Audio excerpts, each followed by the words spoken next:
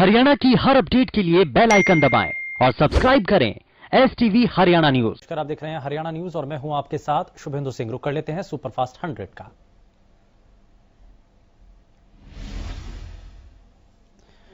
Corona के बढ़ते संकट से निपटने के लिए सुप्रीम कोर्ट ने केंद्र सरकार से जो नेशनल प्लान मांगा था उस पर मंगलवार को सुनवाई हुई। वहीं सरकार ने अपना प्लान दाखिल किया। सुनवाई के दौरान अदालत ने सवाल किया कि वैक्सीन के अलग अलग दामों पर केंद्र क्या कर रहा है, अगर अभी की स्थिति नेशनल इमरजेंसी नहीं तो क्या है। सुनवाई के दौरान ऑक्सीजन और वैक्सीन की सप्लाई पर भी चर्चा हुई। अदालत ने ऑक्सीजन समेत अन्य मेडिकल जरूरतों पर डाटा मांगा और अब शुक्रवार को इस पर सुनवाई की जाएगी।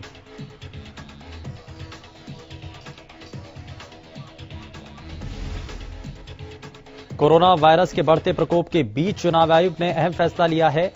चुनावों के नतीजे घोषित होने के बाद किसी तरह के विजय जुलूस या जश्न पर बैन लगा दिया गया।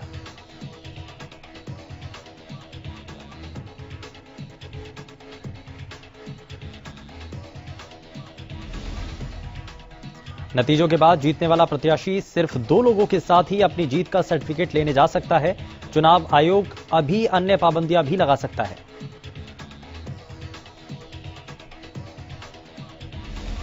पश्चिम बंगाल, तमिलनाडु, असम, केरल, पुदुचेरी के चुनाव नतीजे 2 मई को घोषित किए जाने हैं।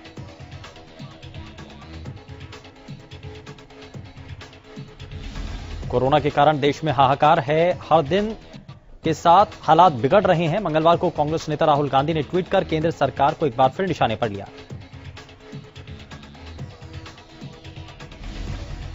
राहुल गांधी ने अपने ट्वीट में लिखा कि मोदी सरकार को यह समझना चाहिए कि लड़ाई कोरोना के खिलाफ है, न कि कांग्रेस या किसी अन्य राजनीतिक दल के खिलाफ।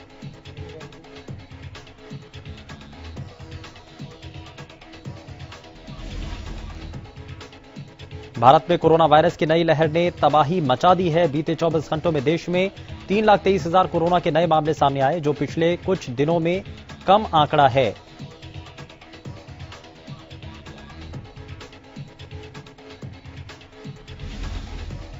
दिल्ली के मुख्यमंत्री अरविंद केजरीवाल ने प्रेस कॉन्फ्रेंस कर कहा कि दिल्ली सरकार ने बैंकॉक से 18 टैंकर आयात करने का निर्णय किया है। ये टैंकर कल से आने शुरू हो जाएंगे।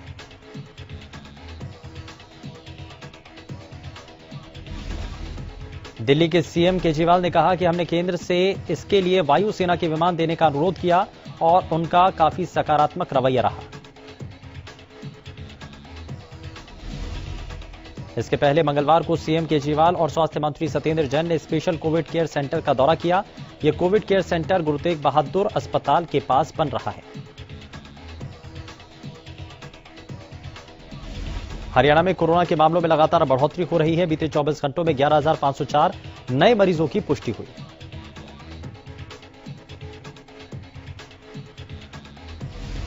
कोरोना के करनाल में 673, अंबाला में 338 और रोहतक में 259 नए मामलों की पुष्टि हुई। एक दिन में कोरोना से 75 लोगों ने अपनी जान गंवाई।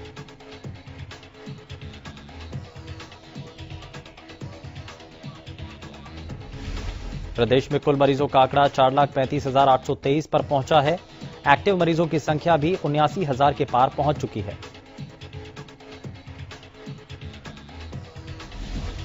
अंबाला में लगातार कोरोना का कहर देखने को मिल रहा है। मंगलवार को अंबाला में कोरोना ने अपने सभी रिकॉर्ड तोड़ दिए। जिले में मंगलवार के दिन अंबाला में 332 नए कोरोना पॉजिटिव केस सामने आए।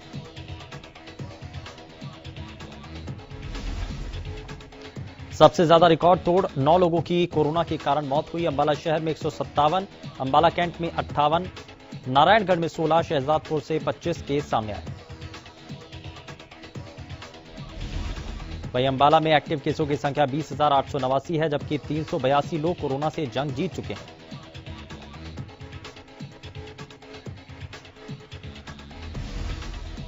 स्वास्थ्य मंत्री अनिल विज की अध्यक्षता में हुई राज्य स्तरीय कोविड निगरानी समिति की बैठक में फैसला लिया गया कि मेडिकल कॉलेजों में पढ़ रहे अंतिम वर्ष के एमबीबीएस और पीजी विद्यार्थियों की ड्यूटी लगाई जाएगी।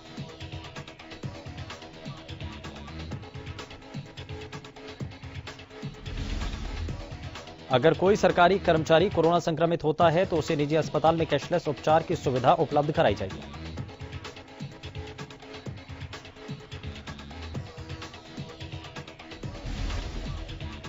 वहीं ऑक्सीजन सिलेंडर की कमी को दूर करने के लिए उद्योगों को अपने ऑक्सीजन सिलेंडर उपायुक्त के पास जमा करवाने होंगे और सिलेंडर जमा नहीं कराने पर उनका अधिग्रहण कर लिया जाएगा।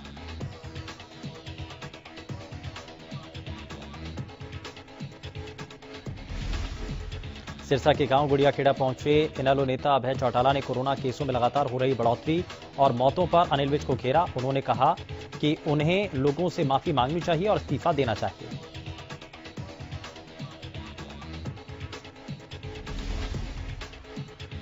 वहीं सीएम पर निशाना साधते हुए अभय चौटाला ने कहा कि सीएम को अपनी जिम्मेदारी निभानी चाहिए और ये अपनी जिम्मेदारी से भागेंगे तो उन्हें लोगों के विरोध का सामना करना पड़ेगा।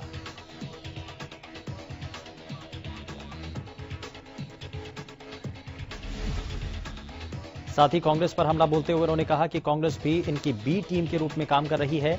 वहीं उन्होंने कहा कि हिसार में जो लोग मरे हैं इसके लिए सरकार में बैठे लोगों के खिलाफ पर्चे दर्ज होने चाहिए।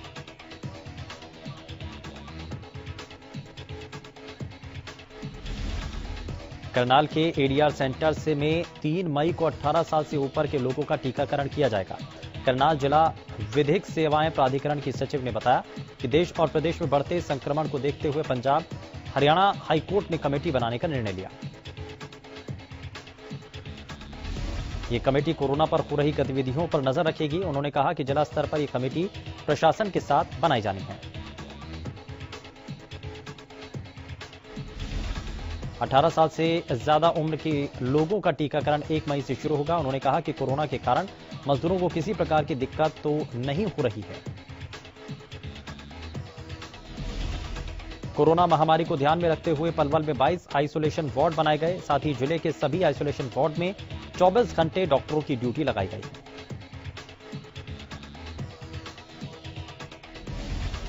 इसके अलावा मरीजों के लिए दवाइयां की व्यवस्था की गई। जिला स्वास्थ्य विभाग ने लोगों से अपील करते हुए कहा कि मरीज को प्राइवेट अस्पताल में बेड उपलब्ध ना हो तो उसे घबराने की जरूरत नहीं है। वहीं जिला टीकाकरण अधिकारी डॉक्टर योगेश मलिक ने बताया कि पलवल में करीब 1.25 लाख लोगों को वैक्सीन लगाने का काम पूरा किया जा चुका है। 1 मई से 18 साल से ऊपर के लोगों को वैक्सीन लगाने की तैयारी कर ली गई है।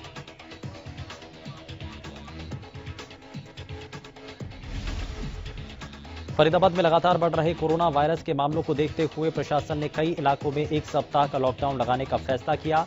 इसी को देखते हुए पुलिस ने इलाकों में सख्ती बढ़ा दी है। कोरोना संक्रमण के बढ़ते खतरे को देखते हुए प्रशासन की ओर से कई कदम उठाए जा रहे हैं। कोरोना संक्रमण को फैलने से रोकने के लिए करनाल में प्रशासन ने धारा 144 लगा दी, जिसके बाद अब अनावश्यक रूप से एक साथ 4 से ज्यादा लोग इकट्ठे नहीं हो सकते। वहीं करनाल के सेक्टर 7 और सेक्टर 8 के पार्ट 2 को कंटेनमेंट जोन बनाकर लॉकडाउन लगा दिया गया है। स्वास्थ्य विभाग की टीम इस इलाके के घर घर में जाकर स्क्रीनिंग करेगी और जिनको लक्षण होंगे उनका कोरोना टेस्ट किया जाएगा। अंबाला में अब कोरोना कहर बनकर टूट रहा है। आए दिन 300 के पार आ रहे कोरोना के मामलों ने अब स्वास्थ्य विभाग और प्रशासन की चिंता बढ़ा दी है,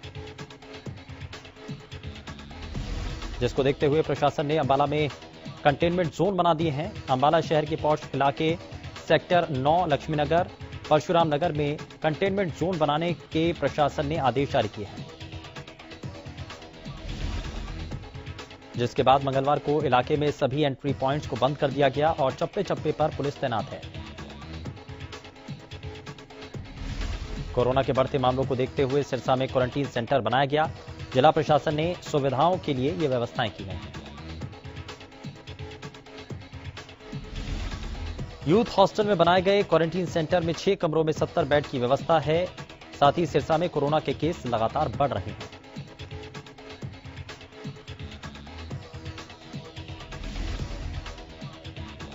पिछले 72 घंटों में 1000 से ज्यादा केस आ चुके हैं। ऐसे में सिरसा के निजी अस्पतालों में बेड को लेकर समस्याएं आ रही हैं, जिसके चलते व्यवस्था की गई है।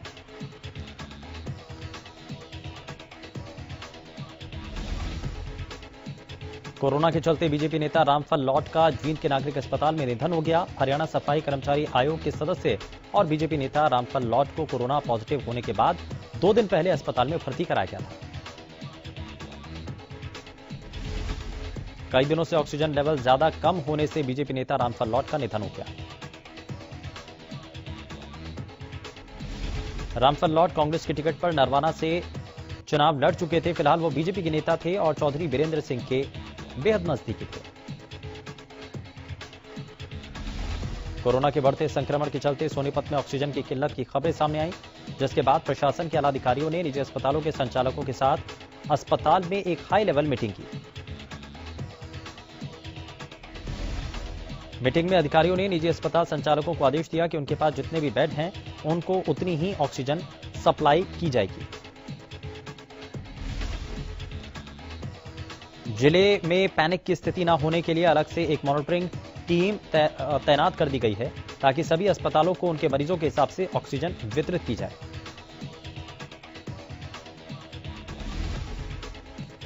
अंबाला के नागरिक अस्पताल में प्रदेश के स्वास्थ्य मंत्री ने इस खतरे को शायद पहले ही भांप लिया था। यही कारण है कि ऑक्सीजन प्लांट का लगभग काम पूरा हो चुका है, जो 1-2 दिन में शुरू हो जाएगा।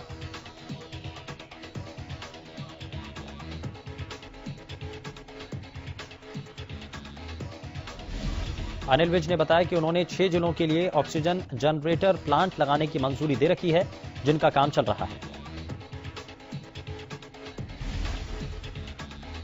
उन्होंने कहा कि उम्मीद है कि अंबाला का ऑक्सीजन प्लांट बुधवार तक तैयार हो जाएगा और बाकी जगहों पर भी युद्ध स्तर पर ऑक्सीजन जनरेटर लगाने का प्लांट चल रहा है।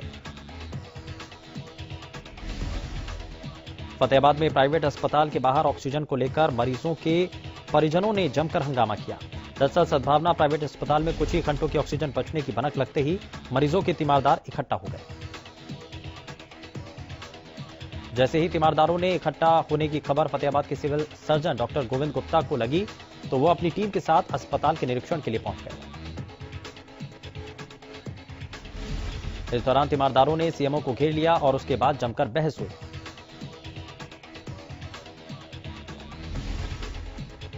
साइबर सिटी गुरुग्राम में कोरोना के चलते एम्बुलेंस व्यवस्था चरमाती हुई दिख रही है। आलम यह हो रहा है कि अब लोगों को ऑटो और निजी गाड़ियों में कोरोना के शवों को लेकर जाना पड़ रहा है।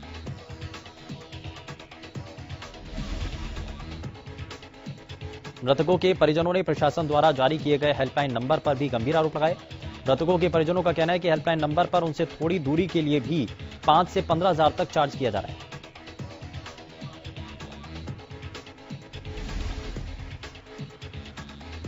जिसके चलते उन्हें मजबूरन अस्पतालों से शेयरिंग ऑटो या फिर खुद की गाड़ियों से शवों का शमशान घाट तक लाना पड़ रहा है। बल्लभगढ़ के सरकारी अस्पताल में कोविड-19 का टेस्ट कराने वालों का तांता लगा है, लेकिन घंटों लाइन में लगने के बाद भी उनका टेस्ट नहीं किया जा रहा।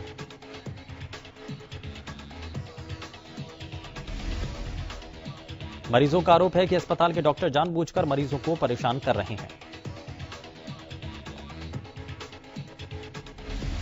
डॉक्टर उनको यह कहकर चलता कर देते हैं कि 100 टोकन बांट दिए गए हैं, अब दोबारा अगले दिन आना पड़ेगा।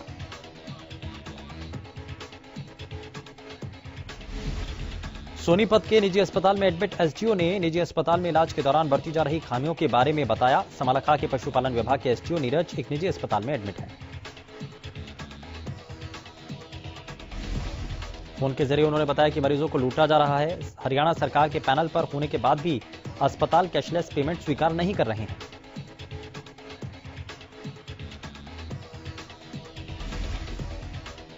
एसडीओ ने बताया कि कैश पेमेंट लेने के बाद भी निजी अस्पताल का प्रशासन इलाज नहीं कर रहा और पैसे की डिमांड कर रहा है। तो वहीं सांसद रमेश कौशिक ने बताया कि उन्हें इसकी सूचना मिली है, जिस पर कार्रवाई की जाएगी। बल्लभगढ़ के एसडीएम ने कहा कि कोरोना से बचाव के लिए प्रशासन गंभीरता से काम कर रहा है। कोरोना के मरीजों के उपचार के लिए प्रशासन और चिकित्सा विभाग के अधिकारी पूरी हिदायतों के अनुसार काम कर रहे हैं।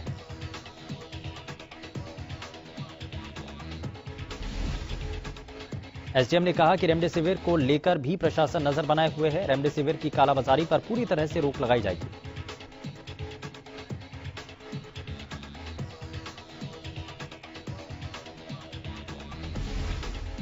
झज्जर की सब्जी मंडी में कोरोना नियमों की धज्जियां उड़ाई जा रही थीं। अब इस मामले में हरियाणा न्यूज की खबर का बड़ा असर हुआ है।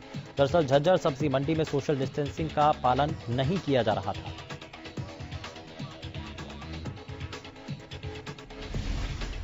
जिसको लेकर पहले प्रशासन ने मंडी को सुबह 5 बजे से लेकर दोपहर 11 बजे तक खोलने की अनुमति दी थी, लेकिन लगातार कोरोना गाइडलाइंस की तरह उड़ाई जा रही थी।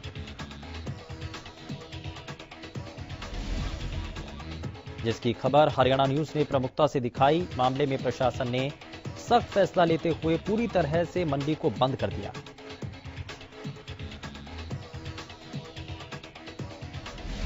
कोरोना की दूसरी लहर ने पूरे देश में हाहाकार मचा दिया। कोरोना संक्रमण को रोकने के लिए अंबाला प्रशासन ने फैसला लिया। अंबाला की सब्जी मंडी को आम लोगों के लिए बंद कर दिया गया।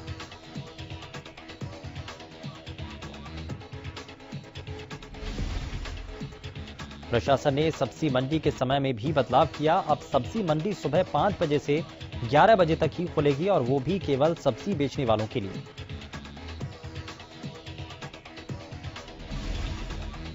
वहीं मंडी के बाहर लगी रेहड़ी वाले सरकार के आदेशों की जमकर धज्जियां उड़ा रहे हैं। मंडी के बाहर किसी भी रेहड़ी वाले ने मास्क नहीं पहना। कोरोना के बढ़ते मामलों के बीच प्रशासन ने आम लोगों के लिए सब्जी मंडी बंद कर दी, लेकिन इसका फायदा अब रिटेलर जमकर उठा रहे हैं।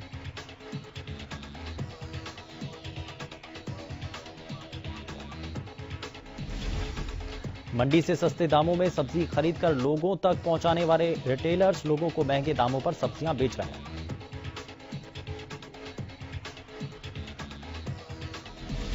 जिसकी शिकायत की गई, जिसके बाद सब्जी मंडी एसोसिएशन के लोगों ने सब्जियों की रेट लिस्ट तैयार की है।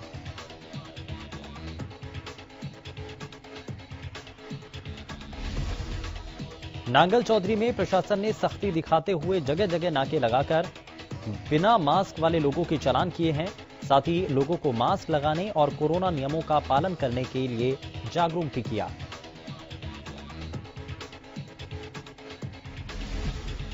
बाजार में प्रवेश करने वाले मुख्य मार्गों पर प्रशासन और तहसीलदार सर्च अभियान चलाकर कोरोना के नियमों का पालन करवा रहे हैं।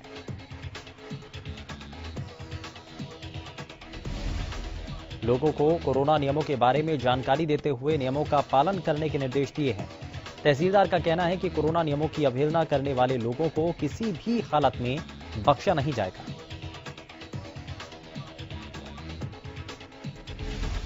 कोरोना महामारी और फैलते संक्रमण के दौर में अब अपने भी 2 गज की दूरी बनाकर चल रहे हैं। ऐसे समय में नागरिक अस्पताल प्रशासन कोरोना संक्रमित गर्भवती महिलाओं की सुरक्षित डिलीवरी करवा रहा है। करीब 15 महिलाओं की सुरक्षित डिलीवरी करवाई जा चुकी है। सिरसा की चिकित्सक डॉक्टर अर्चना अग्रवाल ने बेझिझक बेखौफ अपना चिकित्सकीय दायित्व निभाते हुए 7 महिलाओं की डिलीवरी करवाई है। संकट के समय में समर्पित सिपाही बनी इस महिला चिकित्सक को मातृत्व सुख पाने वाली महिलाएं भी सलाम कर रही हैं। रेलवे प्रशासन ने कम यात्रियों का हवाला देते हुए Jaipur Delhi double decker train का संचालन बंद कर दिया। डबल डेकर ट्रेन सहित 10 ट्रेनों का संचालन बंद किया गया।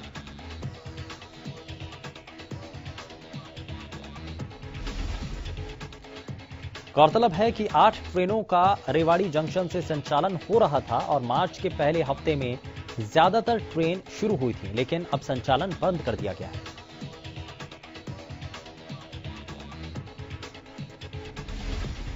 चंडीगढ़ में कृषि मंत्री जेपी दलाल ने किसानों के फसल भुगतान की जानकारी देते हुए बताया कि किसानों के हित में 1 अप्रैल को प्रोक्योरमेंट की शुरुआत की गई थी। अब तक 80 लाख मीट्रिक टन गेहूं मंडियों में आया और 75 लाख मीट्रिक टन की प्रोक्योरमेंट हुई है। कृषि मंत्री ने बताया कि अब तक 6,75,000 करोड़ रुपए किसानों के खाते में डाले गए हैं। पिछले सालों के मुकाबले ये आंकड़े कई प्रतिशत ज्यादा हैं। पिछले साल मुश्किल ही 20 लाख मीट्रिक टन प्रोक्योरमेंट हुई थी।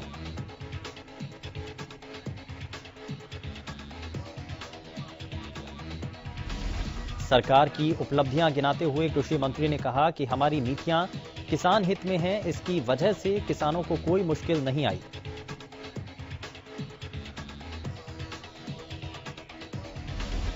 बाटड़ा अनाज मंडी गेहूं के उठान के लिए गाड़ियों के ना मिलने से परेशानी बढ़ गई है, जिसे लेकर आढ़तियों ने सरकार के प्रति नाराजगी जाहिर की है।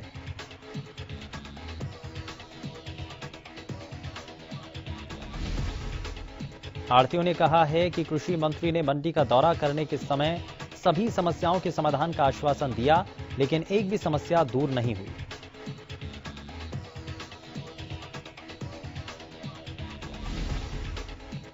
व्यापार मंडल के प्रधान ने कहा कि मंडी गेहूं से अटी है, लेकिन ना तो बारदाना है और ना ही उठान के लिए गाड़ियां हैं।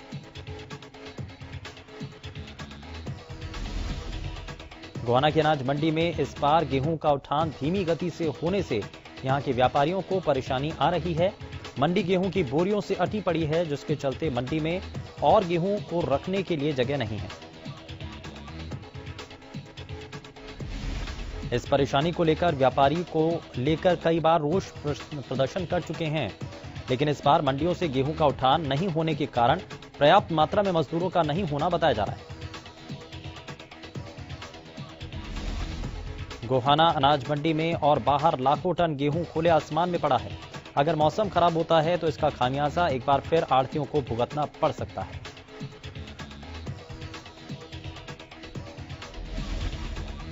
सिरसा के चोपटा में एक हेड कांस्टेबल राजवीर ने अपने सहकर्मी से 20,000 रुपए की रिश्वत की मांग की। दरअसल पुलिसकर्मी ने बताया कि उसके खिलाफ एक व्यक्ति ने चरित्र हनन के उद्देश्य से झूठी शिकायत चोपटा थाना में दी थी,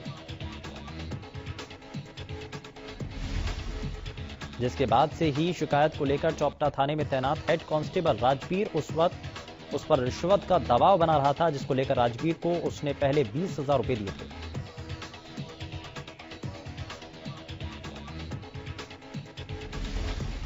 लेकिन एक बार डीएसपी के नाम पर 15,000 की रिश्वत मांगी जा रही थी, जिसकी शिकायत उसने विजिलेंस को दी।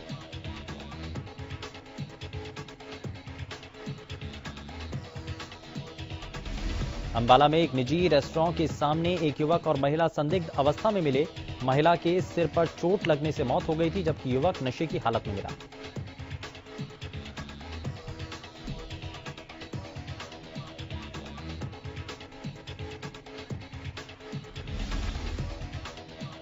पुलिस ने मृतका के शव को नागरिक अस्पताल शवगृह में रखवा दिया है, जबकि नशे की हालत में युवक मंजीत को इलाज के लिए अस्पताल भेजा गया।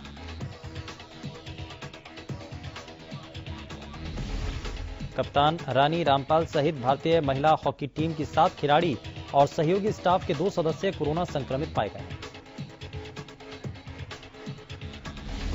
उन्हें बेंगलुरु स्थित भारतीय खेल प्राधिकरण में शुरू होने वाले अभ्यास शिविर से पहले पॉजिटिव पाया गया।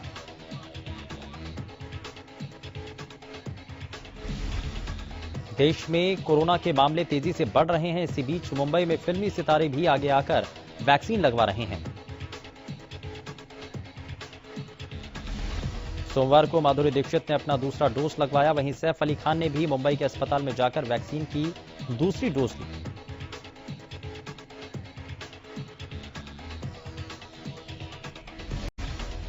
शूटर दादी के नाम से मशहूर निशानेबाज चंद्रो तोमर कोरोना पॉजिटिव पाई गईं। सांस लेने में परेशानी के कारण उन्हें अस्पताल में भर्ती किया गया।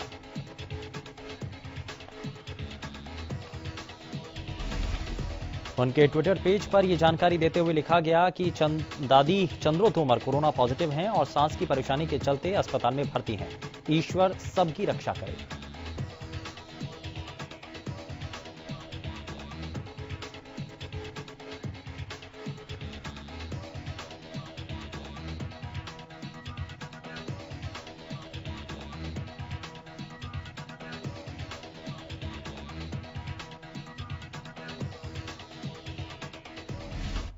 फिलहाल के लिए बस उतना ही। नमस्कार।